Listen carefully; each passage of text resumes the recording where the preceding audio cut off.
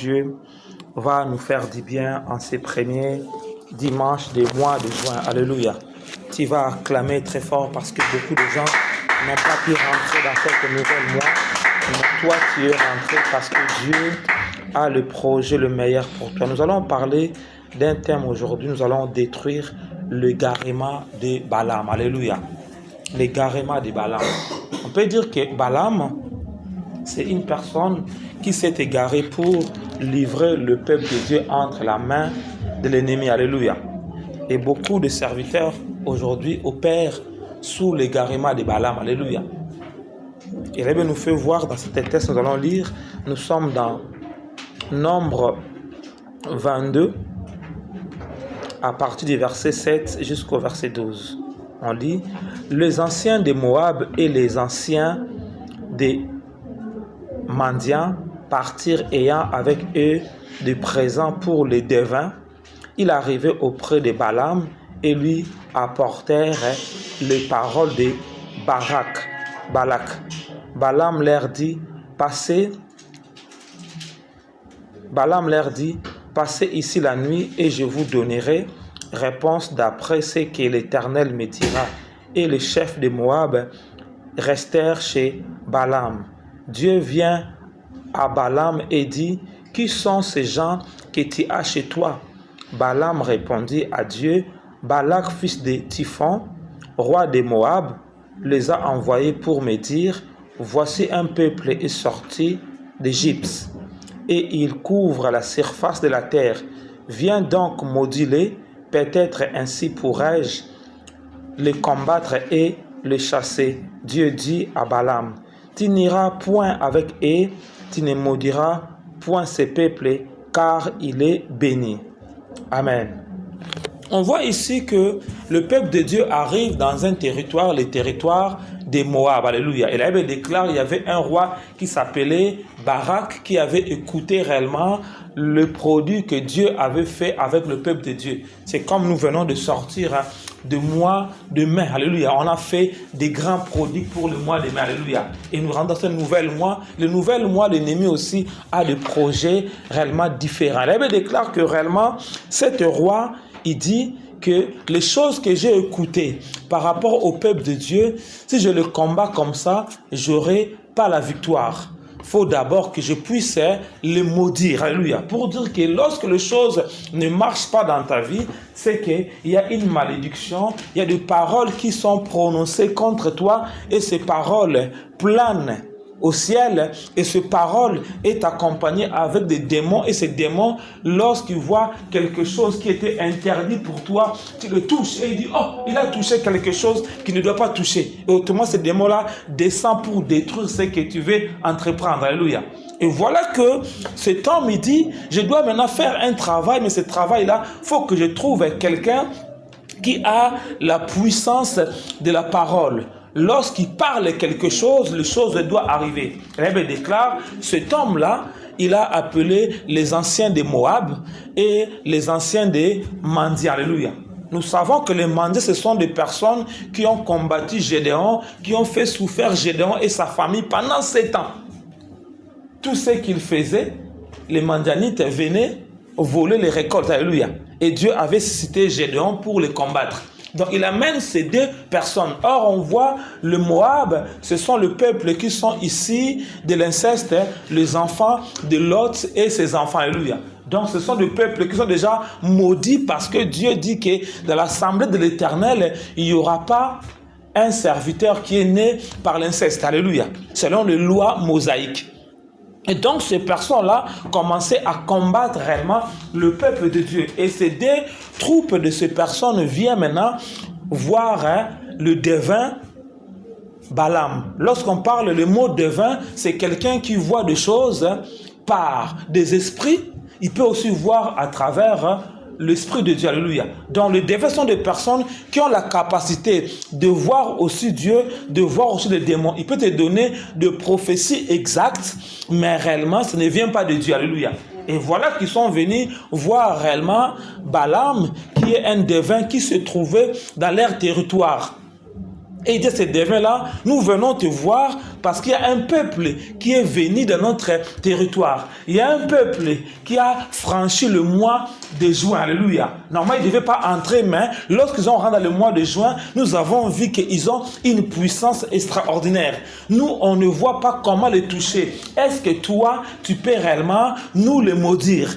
Cet homme me dit non, ce n'est pas un problème. Moi, lorsque je dors la nuit, c'est là où le Seigneur va me parler. Alléluia. Dormons d'abord, le Seigneur viendra me voir la nuit pour me parler. Alléluia. Or, Dieu dit aussi que lorsque nous dormons, c'est là où Dieu vient nous parler. Et cet homme, lorsqu'il dort la nuit, le Seigneur vient le voir, il demande à Balaam, Balaam, qui sont les personnes qui sont venues te voir à la maison? Il dit, non, c'est le roi Balak qui a envoyé le fils de Moab et le fils réellement des Mandiens pour dire qu'il y a un peuple qui est sorti de l'Égypte. Cet peuple-là est nombreux comme les sables de la terre. Je n'arrive pas comment les détruire et il vient me demander si je peux réellement les maudire. Dieu dit, tu ne partiras pas avec ces personnes-là parce que c'est un peuple qui est béni de l'Éternel. Amen. Et nous voyons que la nuit, lorsque nous dormons, que ce soit nous, que ce soit aussi tout le monde lorsqu'il dort, qu'il soit sorcier ou magicien, qui que ce soit, la nuit, tout le monde, Dieu vient réellement les visiter. Mais nous voyons que Balaam avait la capacité, lorsqu'il dort, il prie bien et Dieu vient réellement le voir. Alléluia.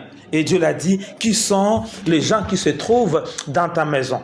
Et Balaam les a dit, le matin, il dit à ces personnes, je n'irai pas avec vous parce que Dieu m'a interdit de partir avec vous. Balaam se leva le matin et leur dit au chef de Balak, allez dans votre pays, car l'Éternel refuse de me laisser aller avec vous. Il dit, car l'Éternel me refuse d'aller avec vous. Donc lui, en réalité, il voulait partir en fait. Mais il dit, c'est l'Éternel qui m'a refusé de partir avec vous. Mais moi, Balaam, là, je veux partir avec vous. Mais l'Éternel m'a dit, je n'irai pas avec vous. Alléluia.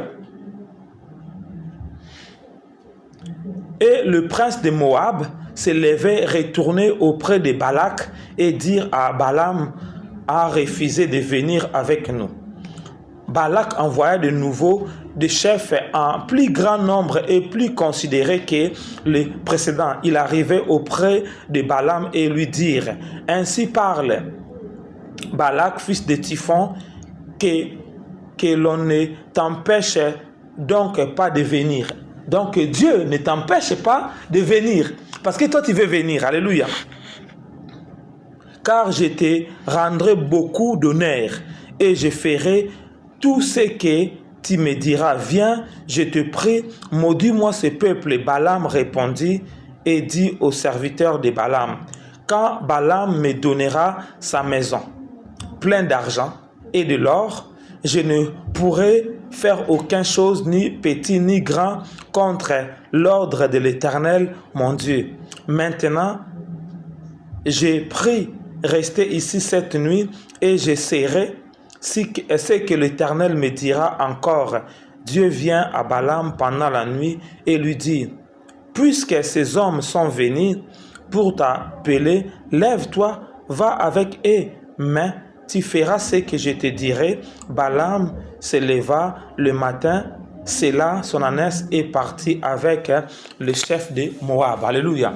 Nous voyons ici que Balaam, lorsqu'il parle à ce chef-là, Balaam fait rentrer les demandes de l'argent. Amen. Il dit, parce que cet homme a dit, je te ferai honneur.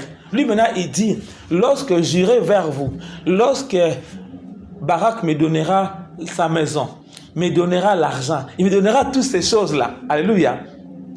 Je ne viendrai pas vers vous. Mais en fait, il a demandé qu'il a besoin de l'argent, il a besoin d'une quantité énorme d'argent. Là, il peut aller avec eux. Et Dieu, maintenant, lorsqu'il vient la nuit, il voit le pensée de Balaam, que Balaam voulait réellement partir. Mais Dieu ne voulait pas qu'il parte. Dieu dit à Balaam, mais comme toi tu veux partir, comme ces gens sont venus te chercher, ces gens ne sont pas venus me chercher moi, mais ils viennent chercher Balaam. Donc, tu peux partir avec eux. Nous voyons que Balaam est parti avec eux. De nous voyons, en fait, l'égarement de Balaam a commencé à cause de l'argent qu'on l'avait proposé. Alléluia. Beaucoup d'enfants de Dieu, beaucoup de serviteurs de Dieu aujourd'hui, ils se perdent à cause de l'argent. Alléluia. À cause de l'argent, Balaam les a poursuivis pour faire le travail avec eux, pour maudire ce peuple dont Dieu voit qu'il n'y a pas une malédiction sur eux. Alléluia. Lorsque nous partons réellement dans tous les mêmes textes, toujours dans Nombre 22, toujours le verset 31, la Bible déclare, l'Éternel ouvre les yeux. On part au verset 21, l'Éternel ouvrit la bouche de l'ânesse et dit Balaam que... On monte ici, 26, on dit ici à 26, lorsqu'il part avec eux, on dit que la colère de Dieu s'enflamma parce qu'il était parti et un ange de l'Éternel se plaça sur le chemin pour lui résister. Balaam était monté sur son ânesse et ses 2 serviteurs étaient avec lui. L'ânesse vit l'ange de l'Éternel qui se tenait sur le chemin, son épée nue dans la main. Elle se détourna du chemin et elle alla dans le chemin. Balaam frappa l'ânesse pour lui ramener dans le chemin. L'ange de l'Éternel se plaça dans un sentier entre les vignes et il y avait un mur de chaque côté. L'ânesse vit l'ange de l'Éternel. Elle se serra contre le mur et pressa le pied de Balaam contre le mur. Balaam la frappa de nouveau. L'ange de l'Éternel poussa plus loin et se plaça dans un lieu étroit où il n'y avait point d'espace pour se détourner à droite ou à gauche. L'ânesse vit l'ange de l'Éternel et elle s'abat sur Balaam. La colère de Balaam s'enflamma et il frappa l'ânesse avec son bâton. L'Éternel ouvrit la bouche de l'ânesse et elle dit à Balaam, « Qu'ai-je fait pour que tu m'aies frappé déjà 3 fois ?» Balaam répondit à l'ânesse, « C'est parce que tu te moques de moi. Si j'avais un épée dans la main, je te tuerais à l'instant. » L'ânesse dit à Balaam, « Ne suis-je pas ton ânesse que tu as de tout temps monté jusqu'à ce jour? Ai-je l'habitude de te faire ainsi? » Et il répondit, « Non. » L'Éternel ouvrit les yeux de Balaam et Balaam vit l'ange de l'Éternel qui se tenait sur le chemin, son épée nue dans la main, et il s'inclina et se prosterna sur son visage.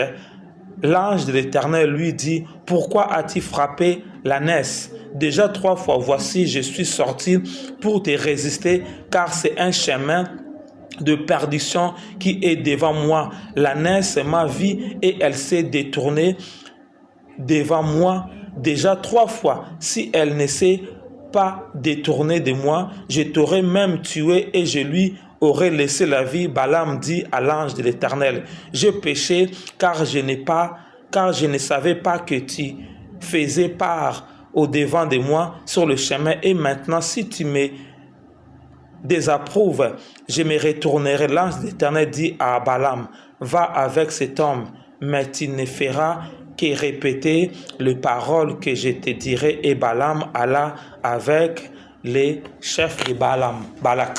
Nous voyons ici que lorsque Dieu a parlé à Balaam, Balaam a cru que Dieu était content, mais Dieu ne l'avait pas approuvé parce que Balaam, il avait la précision, la manière dont Dieu le parlait. Il savait que lorsque Dieu dit c'est non, mais Dieu l'a permis d'aller parce que Balaam voulait partir.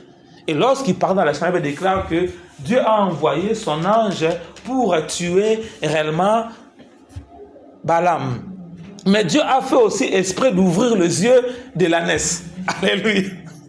Et lorsque l'ange venait avec l'épée, à chaque fois l'ânesse voyait, l'ânesse se comportait mal.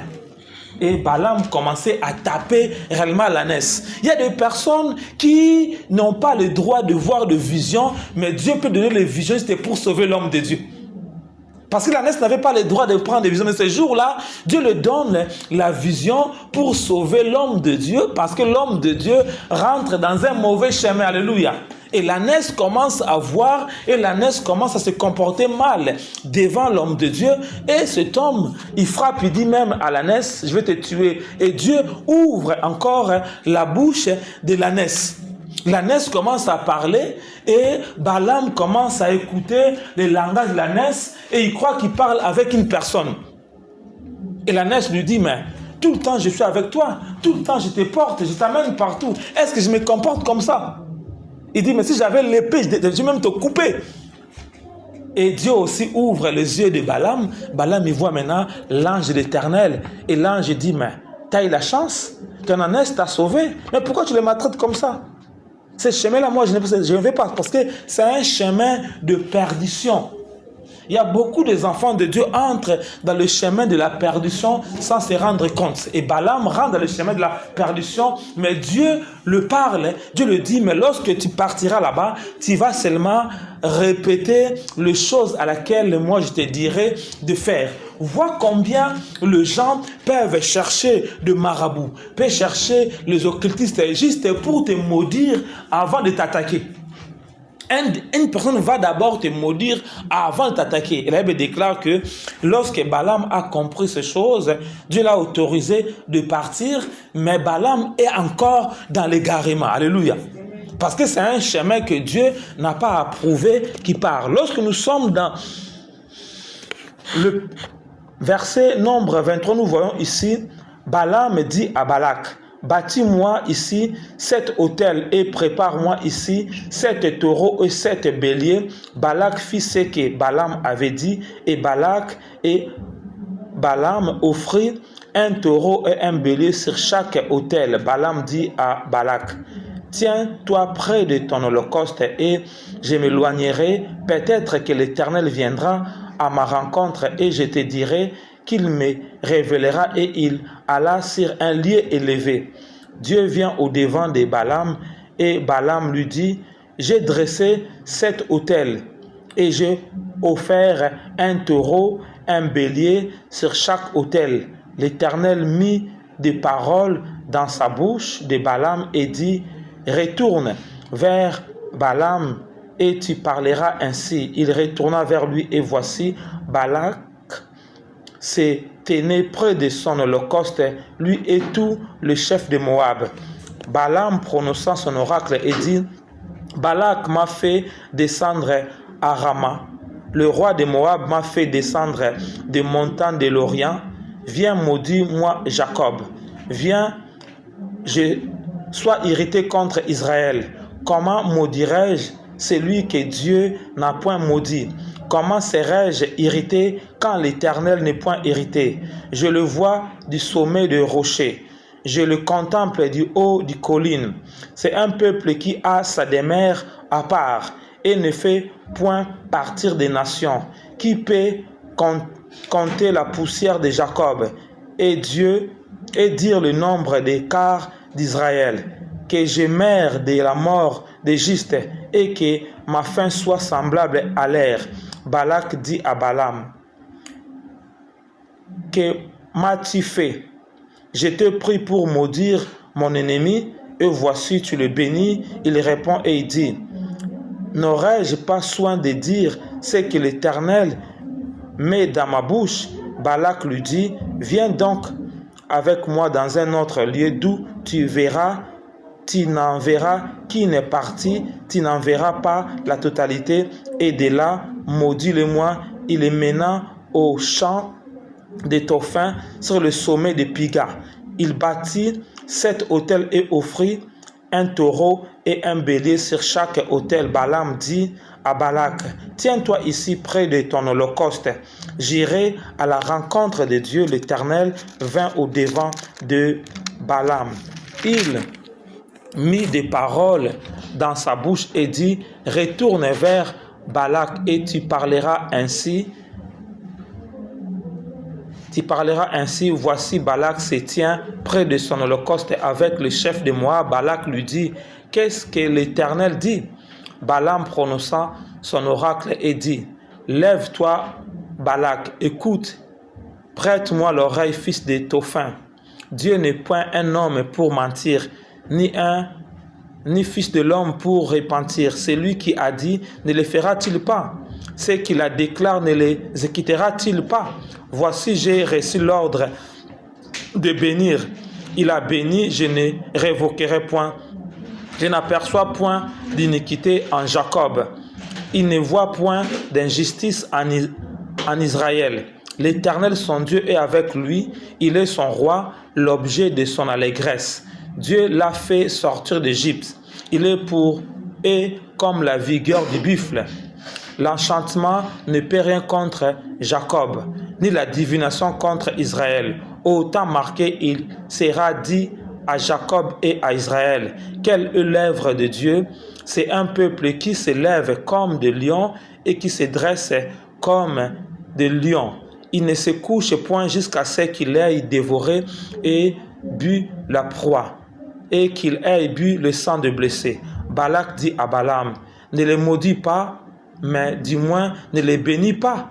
Balaam répondit à Balak, n'ai-je pas parlé ainsi, je ferai tout ce que l'Éternel dit. Balak dit à Balaam, viens donc, je te montrerai dans un autre lieu, peut-être Dieu trouvera-t-il bon que de les maudire. Ce peuple. Balak amena Balak sur le sommet des Péor en grand du désert. Balaam dit à Balak, bâtis-moi ici 7 autels et prépare-moi ici 7 taureaux et 7 béliers. Balak fit ce que Balaam avait dit et il offrit un taureau ou un bélier sur chaque autel. 24. Balaam vit que l'Éternel tournait bon. Balaam vit que l'Éternel trouvait bon de bénir Israël et il ne l'a point comme les autres fois. À la rencontre, tournant son visage du côté du désert, Balaam leva les yeux et vit Israël camper selon ses tribus. Alors l'Esprit de Dieu fit sur lui. Balak prononçant son oracle et dit, parole de Balaam fils de Boré, parole de l'homme qui a l'œil ouvert, parole de celui qui entend le parole de Dieu, de celui qui voit la vision du Tout-Puissant, de celui qui se prosterne dont les yeux s'ouvrent. Qu'elles sont beaux et belles tes tentes, ô Jacob, tes demeures, ô Israël.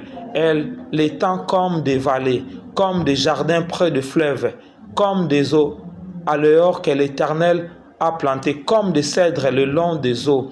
Les eaux coulent de ces eaux, et la demeure est féconde par abondance. Son roi s'élève au-dessus d'Agag et son royaume devient puissant. Dieu l'a fait sortir d'Égypte, il est pour lui comme la vigueur du buffle.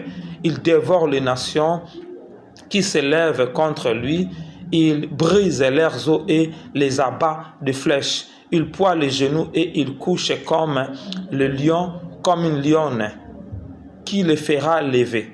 Béni soit quiconque te bénit, et maudit soit quiconque te maudira. Amen. Nous voyons ici comment Balaam a bâti une affaire de 21 autels. Alléluia. Et ces 21 autels, il les a bâtis où? Dans le sommet des montagnes. Alléluia.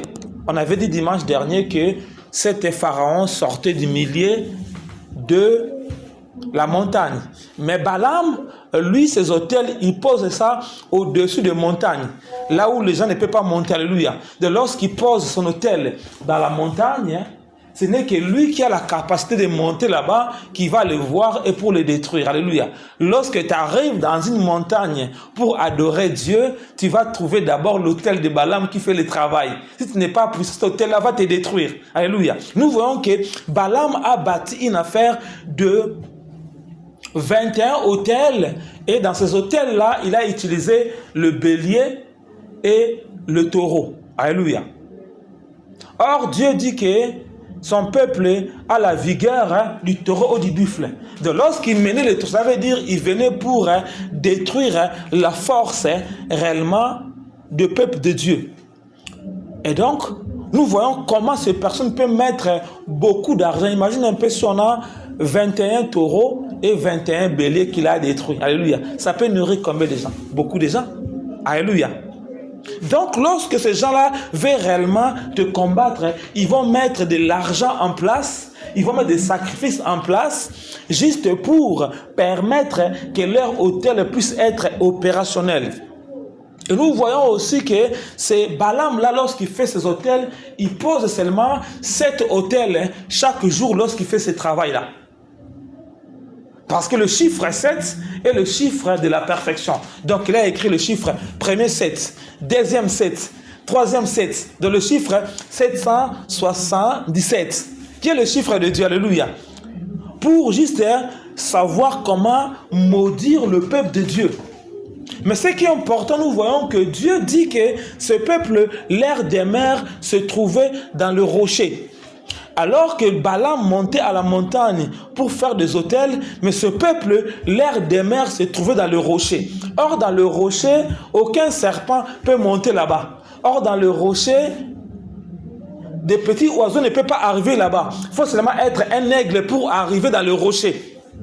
Alors que Balaam avait monté dans les montagnes, mais la montagne où le peuple c'était une montagne qui était au-dessus de toutes les montagnes qui peuvent exister. Parce qu'ils étaient dans la montagne de l'Éternel, là où Dieu les avait cachés. Quoique Dieu avait dit à Moïse, tu amèneras ce peuple à ma montagne. Ils ne sont pas encore arrivés à la montagne, mais leur esprit se trouve à la montagne. Parce que Dieu nous dit quoi? Nous sommes aussi assis avec Dieu dans le lieu céleste en Jésus-Christ. Alléluia. Lorsqu'on nous attaque, on nous voit à la terre, mais nous ne sommes pas à la terre parce que nos esprits sont assis dans les avec Christ. Et la Bible déclare que le prophète, il commence à voir que ces hommes, il ne peut pas les maudire parce qu'ils sont assis dans les célestes. Et il voit encore que ces personnes, ils n'ont pas de péché en eux.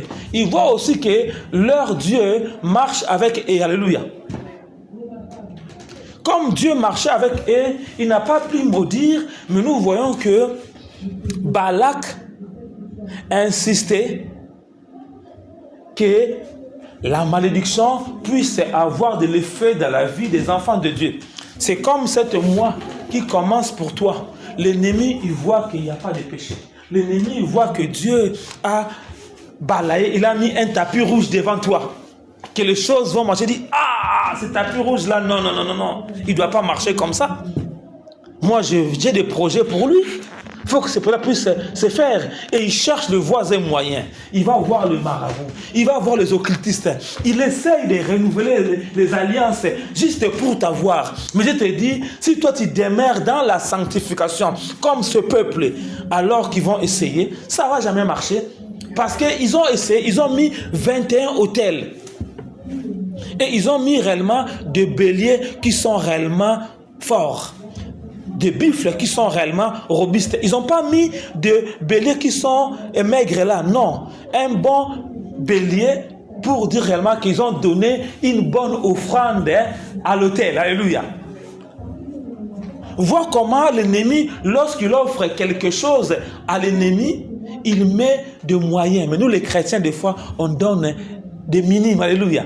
Mais or, ils savent que si l'offrande est acceptée, lorsqu'ils vont te détruire, ils savent que tes bénédictions vont être transférées en eux. Alléluia. C'est pour ça qu'ils misent tout ça. Ils disent là vraiment, je misais réellement. Je sais que lorsque j'aurai le dessus sur eux, comme ils sont nombreux, toute leur bénédiction sera pour moi. Alléluia.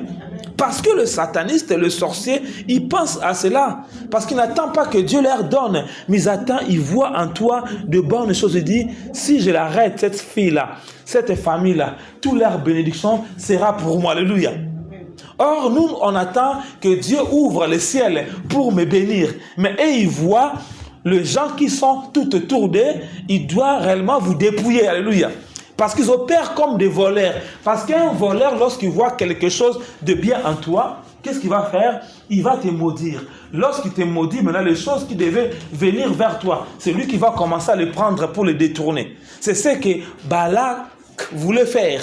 Mais comme le peuple de Dieu, leur vie était cachée dans le rocher. Dieu veut que dans cet 6e mois, ta vie demeure dans le rocher. Dieu veut que tu demeures de marcher dans la sanctification. Tu fuis réellement le péché. Parce que ce peuple, alors qu'il n'y avait pas le péché en eux, ils ont bâti 21 autels. Ces 21 autels commençaient à créer, mais les 21 autels ne voyaient pas le visage des enfants de Dieu. Ils voyaient qu'il y a des bonnes choses. Alléluia. Et cela a fait que c'est que Balak, le fils de Moab, le fils des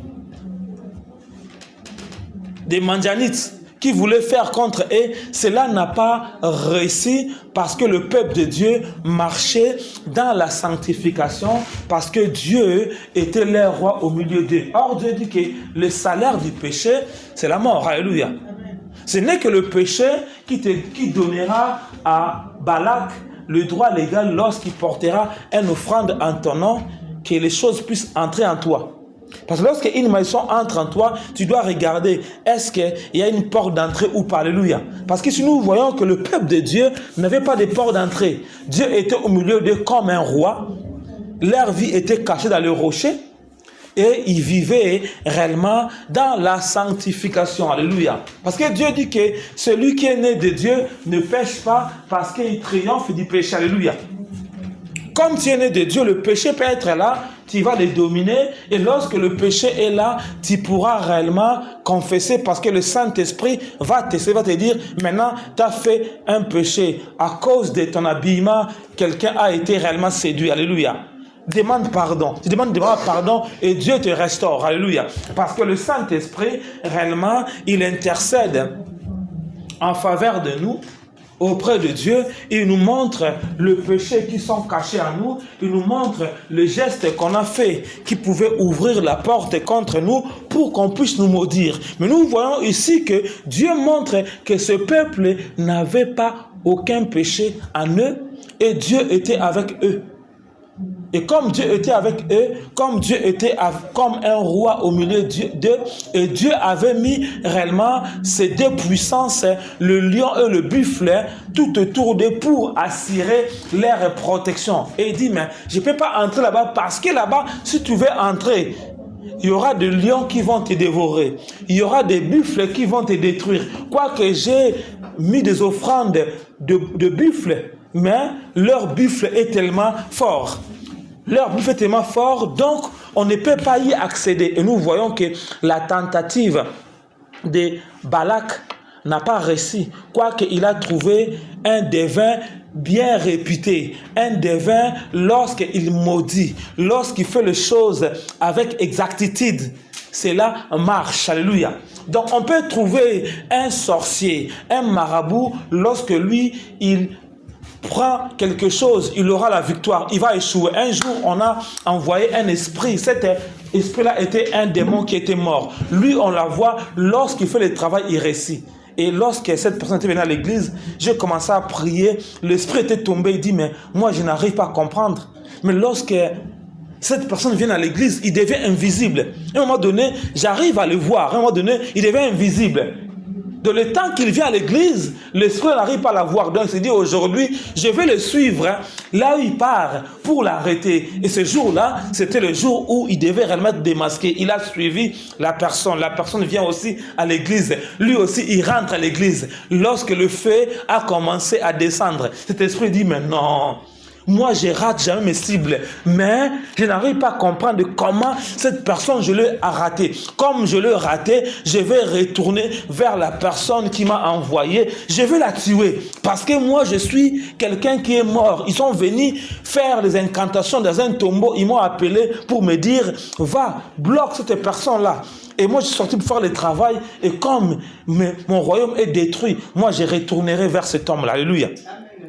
Donc, il peut prendre quelqu'un qui est réputé comme cet homme. Mais si toi, tu vis dans la sanctification, si toi, tu vis avec Dieu, ils vont rentrer, mais les lions vont les dévorer. Le taureau de Dieu va les broyer. Cet esprit était réellement renversé. Il dit non. Depuis que j'ai commencé à faire mes attaques vers les enfants de Dieu, à chaque fois, je gagne. Mais cette fois-ci, il a perdu. Pourquoi? Parce qu'il a trouvé réellement, nous marchons dans la sanctification. Parce qu'il n'a pas trouvé le péché en nous. Tant que le péché ne sera pas en toi, l'ennemi peut trouver le démon de haut rang.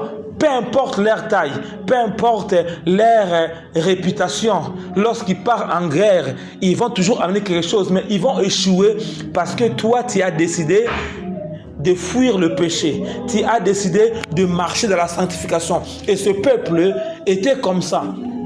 Balaam, lui qui était un homme réputé, lorsqu'il maudit, ce parole a de l'effet. Alléluia.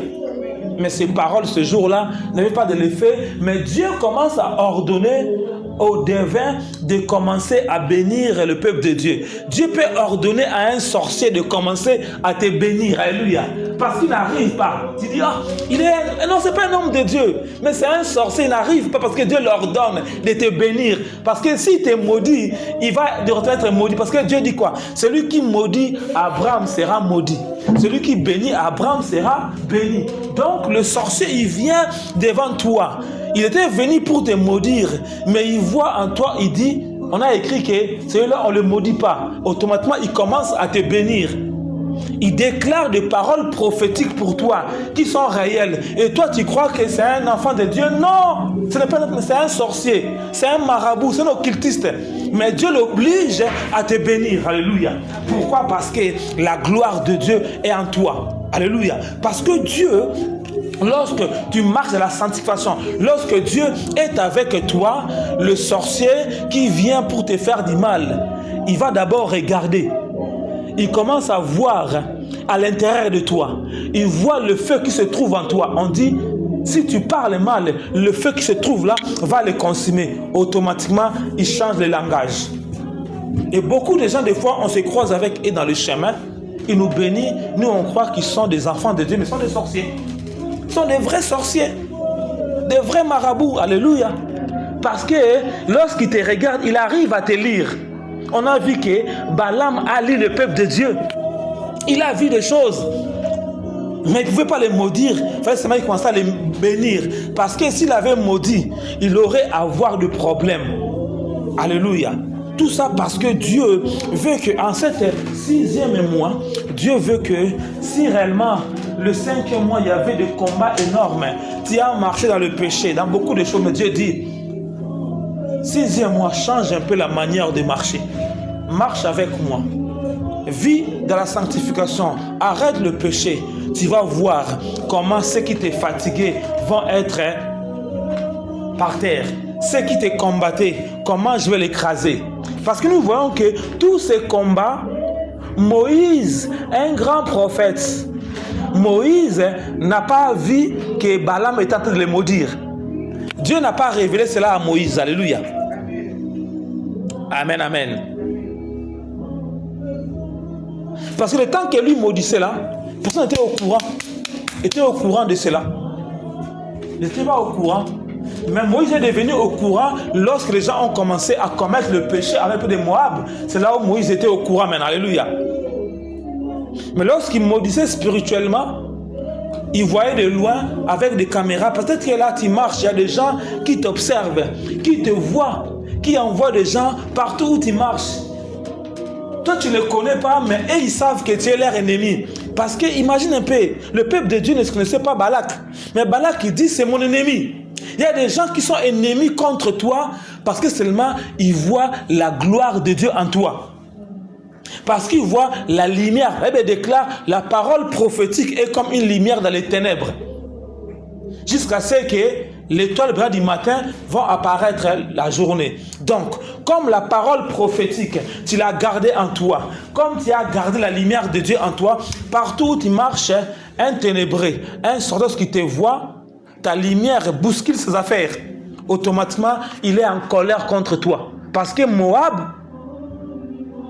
Balak, lorsqu'il a vu ce peuple, automatiquement, il commençait à trembler. Il commençait à dire que ce peuple est mon ennemi. Il y a des gens qui te haïssent, mais toi, tu ne les connais même pas. Alléluia. Tu ne l'as jamais salué, tu ne l'as jamais croisé. Mais ces hommes-là te haïssent parce que seulement Jésus-Christ a mis sa main sur toi. Alléluia. Parce que le feu de Dieu est en toi. Mais Dieu dit, garde le feu qui est en toi. Ne permets pas que ce feu-là puisse s'éteindre. Parce que ces hommes-là attendent seulement que le feu-là puisse s'éteindre, puisse réellement jeter sur toi pour t'étouffer, pour te détruire. Tant que le feu de Dieu était en eux, réellement, Moab, Balak et les Madianites ne pouvaient rien faire contre eux. Pourquoi? Parce que le feu était en eux. Dieu te dit en ce premier dimanche de 7 mois, parce que dans 7 jours, on aura Pentecôte, alléluia. Donc, tu vas te préparer. Si tu n'es pas encore baptisé par le feu et par le Saint-Esprit, commence un jeûne. Commence à prier pour dire, Seigneur, je désire réellement avoir cette don. Alléluia. Je désire d'être baptisé du feu et du Saint-Esprit. Nous sommes dans un pays où on nous donne réellement le jour férié, le 8 et le 9. Alléluia. Parce qu'ils disent que la Pentecôte, le jour où le feu de Dieu était descendu. Pourquoi pas commencer à se préparer maintenant? Parce que le feu va être là. Parce que partout en France, partout dans le monde, ils vont prier pour le Pentecôte, alléluia, pour réclamer le feu. Et Dieu aussi peut aussi faire descendre le feu. Pour toi qui as le feu, tu penses qu'on a à prier pour que le feu qui est en toi augmente encore. Tu rentres dans une nouvelle dimension. Voilà que ce peuple, ils n'ont pas si ces choses. Ils ont aussi seulement ces choses dans le verset Nombre 25, lorsque le Moabite venait pour mettre la séduction, mettre la débauche, alléluia. C'est là où Moïse était au courant, alléluia. Mais si tu montes encore bien de la prière, tu pourras voir tout le faits et gestes avant qu'ils puissent arriver, alléluia. Tu pourras voir alors qu'ils font des incantations, tu vas détruire. Lorsqu'aussi ils viennent aussi, tu vas aussi voir, tu vas aussi détruire.